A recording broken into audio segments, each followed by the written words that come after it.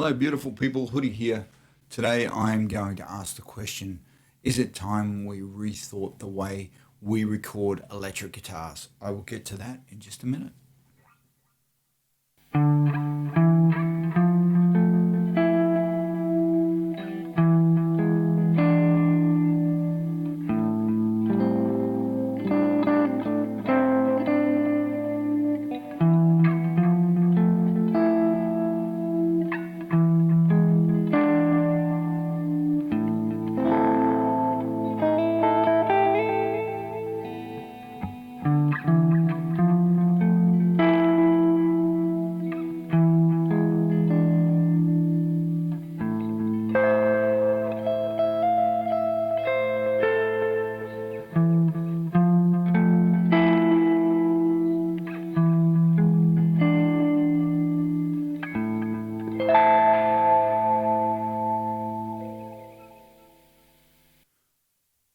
Hey, beautiful people, Hoodie here. So today I'm going to ask the question, as I said before, I'm going to ask the question, is it time to rethink the way we record electric guitars? And I'll tell you where this came about, right? So I was listening to an incredible guitar player yesterday. We all know his name. I'm not going to say it because I don't want to shame anybody or, invite hate from anybody who knows this person. But he's an incredible guitar player. I love watching him play.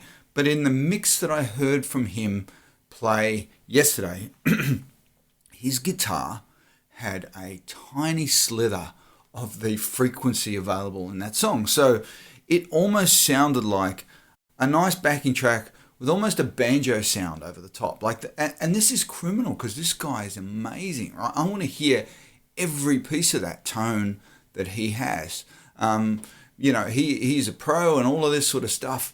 And it got me thinking about, I've heard so many times people say, when you record guitar, to really make it cut through in a busy mix, you got to cut out all the bass and get rid of that sound. You just got to have that high. And I know a lot of people take bass out of their playing and all of this sort of stuff. And I get it, right? In a really big mix, you do have to find a way. And I understand all of that. And I know I play a lot of stuff without backing. Sometimes I play with backing, sometimes without. So I try and keep my stuff as thick as possible. I want the guitar taking up as much space in that frequency mix as possible. Now, I'm just going to say this. I'm not a recording engineer. I don't have 20 years of recording engineer skills behind me.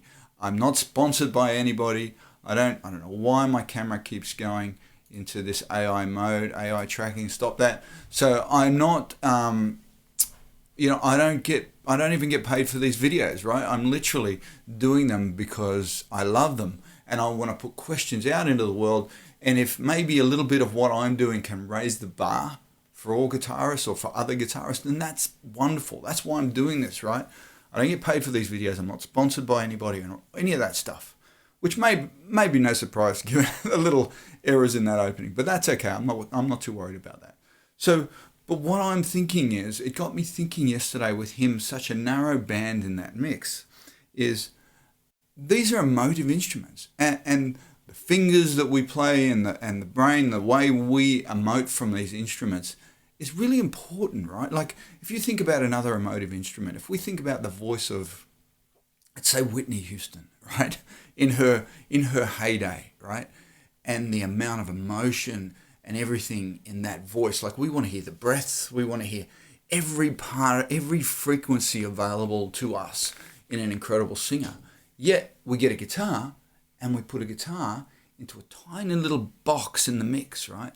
So I'm starting to ask, maybe it's time we rethink that. Maybe it's time we treat the guitar or whatever instrument is being heroed, right? If it was an album for a bass player, then I would want the bass to take up as much frequency as it could so that it gets heroed, or a saxophone or whatever. So it's not purely guitar, but I think maybe the time of giving guitars this little box to play in, and you can do whatever you want as long as you stay in that frequency range. Maybe the time for that is over. I mean, all I know is I love what I hear. I heard a recording from Joey Landreth the other day. My God, the tone Like the tone I hear in that recording, I know other guitar players do it as well, you know, it's really beautiful because he has been allowed the space in the mix to get his tone through. So again, I'm no expert, and I'm probably saying things wrong. Don't shoot me for it. If you like these sort of videos, come and follow me. If you want to help me to understand or help others to understand, go and write some comments. And I'm not saying that to, to try and get comments on my YouTube video, because again, I'm not monetized or any of that sort of stuff. But help us all understand. Like, let's think about this together. Is it time we re-looked at that, putting guitar mixes in a box, in the frequency box? Or is it time for us to really think about it and try and get as much sound into these mixes as possible? Thanks for listening. I hope you like my video, and I'll see you next time. See ya.